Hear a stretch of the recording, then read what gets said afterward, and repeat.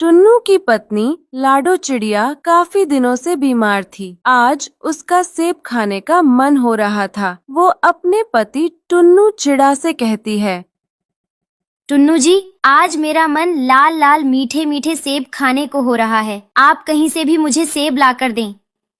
ये सुनकर टुन्नू चिड़ा अपनी पत्नी लाडो से कहता है, अच्छा ठीक है लाडो, कालू जमींदार के बाग में सेब लगे हुए हैं, मैं अभी तुम्हारे लिए लेकर आता हूँ।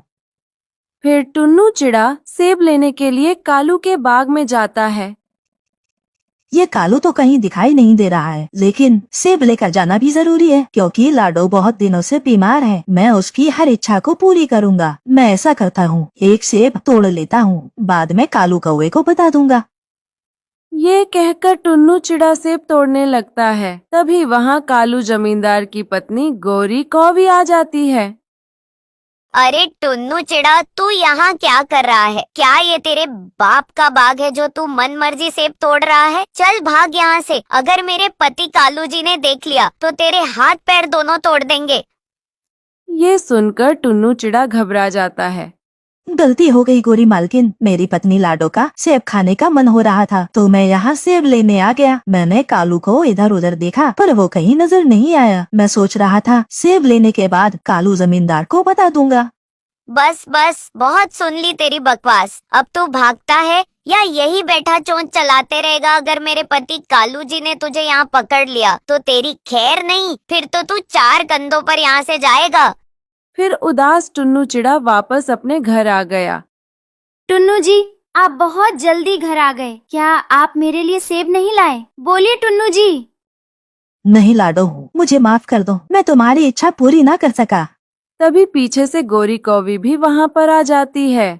सुन लाडो चिड़िया, अपनी जीभ को जरा लगाम दो। तुम्हारी जीभ की वजह से आज तुम्हारा पति मेरे बाग में सेब की चोरी कर रहा था। वो तो मैंने इसे पकड़ लिया। अगर मेरे पति कालू जी ने पकड़ा होता तो आज ये सही सलामत घर तक न पहुंचता। इसलिए अगर जेब में पैसा नहीं है तो अपनी चटोरेपन पर लगाम लगाओ।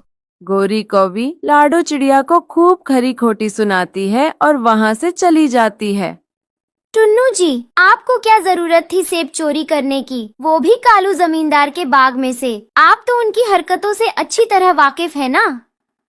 टुन्नू चिड़ा बहुत ही शर्मिंदा था। उसने कोई जवाब ना दिया। अभी कुछ ही दिन बीते थे कि हरिया तोता की बकरी भोजन की तलाश में कालू जमींदार के खेत में आ गई। कालू जमींदार और गोरी कौवी अपने खेत में मजे से लाल लाल सेब खा रहे थे। तभी गोरी कौवी की नजर बकरी पर जाती है। पतिदेव जी, वो देखें, हरिया तोते की बकरी हमारे खेत में फसल खराब कर रही है। जल्दी उसे पकड़े वरना ये हमारा बहुत नुकसान कर देगी। भोला कबूतर, अरे ओ भोला कबूतर, कहाँ मर गया है रे तू? आवाज सुनाई देती है कि नहीं? या दिन में भी घोड़े बेच कर सो गया?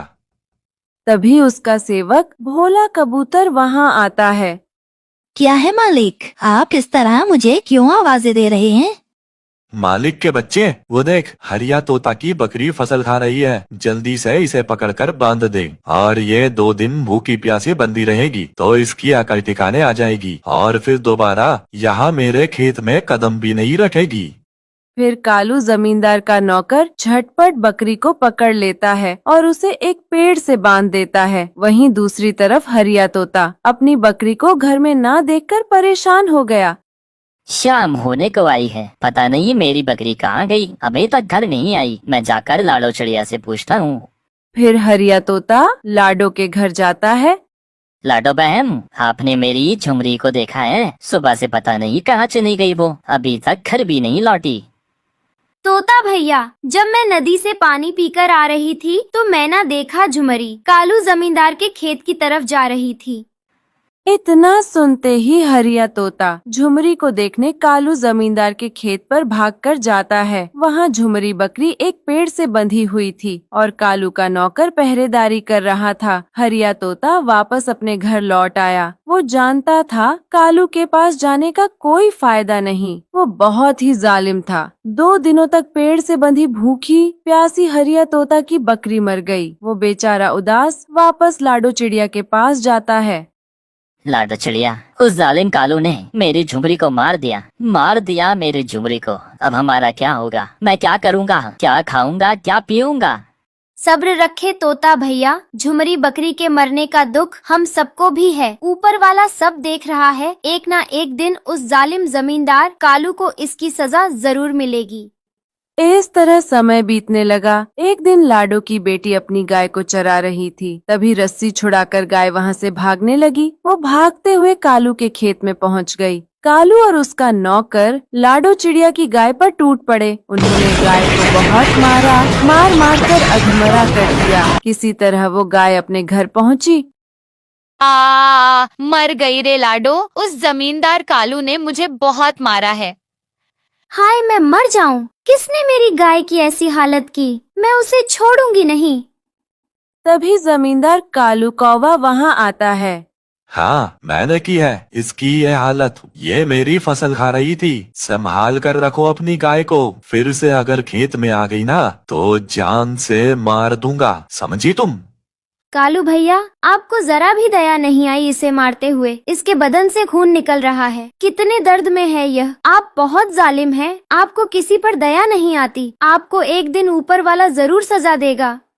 अपना मुंह भी बंद रखो और इस गाय को भी बंद करके रखो। ये ज्ञान किसी और को देना।